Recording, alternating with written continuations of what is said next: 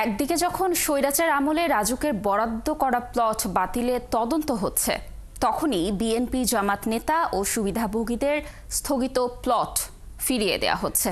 এরই মধ্যে গুলশান বনানীর 7টি প্লট ফিরিয়ে দেওয়ার চূড়ান্ত সিদ্ধান্ত নিয়েছে সংস্থাটি। যাচাই বাছাই হচ্ছে আরও অনেক প্লট। রাজুকের এমন উদ্যোগের কড়া সমালোচনা করেছেন বিশ্লেষকরা। ধনীদের আরও ধনী করার সংস্কৃতি বন্ধের দাবি জানিয়েছেন তারা।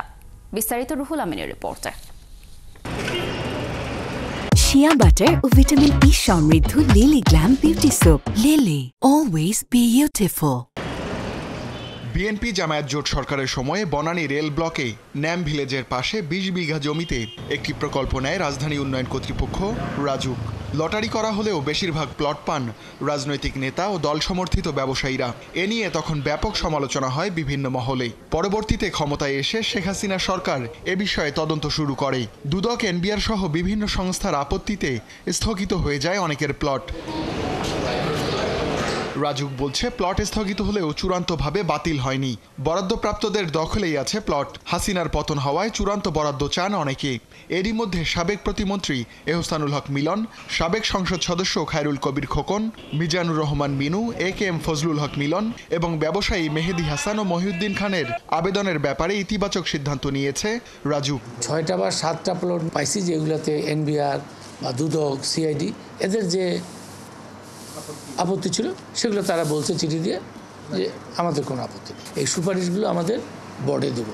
বোর্ড আবার যেটা বোর্ডের মধ্যে নিষ্পত্তিযোগ্য সেটা হয়তো বোর্ডেই হবে, নাহলে এটা আবার মন্ত্রণালয়ে যাবে। বনানীর এই বাড়িটি সাবেক জামায়াত আমির প্রয়াত মতিউর রহমান নিজামীর। 2006 সালে রাজুক তাকে এই প্লট বরাদ্দ দেয়, যা শেখ হাসিনার আমলে আপত্তির মুখে পড়ে। 2016 সালে বরাদ্দ বাতিল হলেও প্লটের দখলে আছেন নিজামী পরিবার।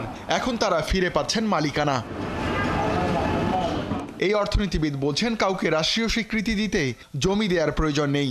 আর টিআইবি বলছে, প্লট বরাদ্দের রীতি বন্ধ করতে হবে। ঢাকা শহরে বিশেষ করে যে সীমিত জমি আছে, তাতে সরকারি পক্ষ থেকে এই ধরনের প্রক্রিয়ার কোনো প্রয়োজন নাই।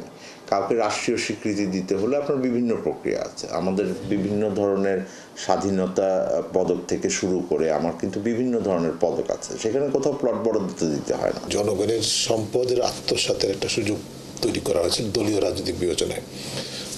সেই একই সংস্কৃতি যদি আবার অন্তর্বর্তীকালীন সরকারের মেয়াদে পুনরায় চালু হয় বা অব্যাহত থাকে, তাহলে আমাদের যে বৈষম্য বিরোধী আন্দোলনের যে মূল চেতনা, সেটার প্রতি অবমাননা করো।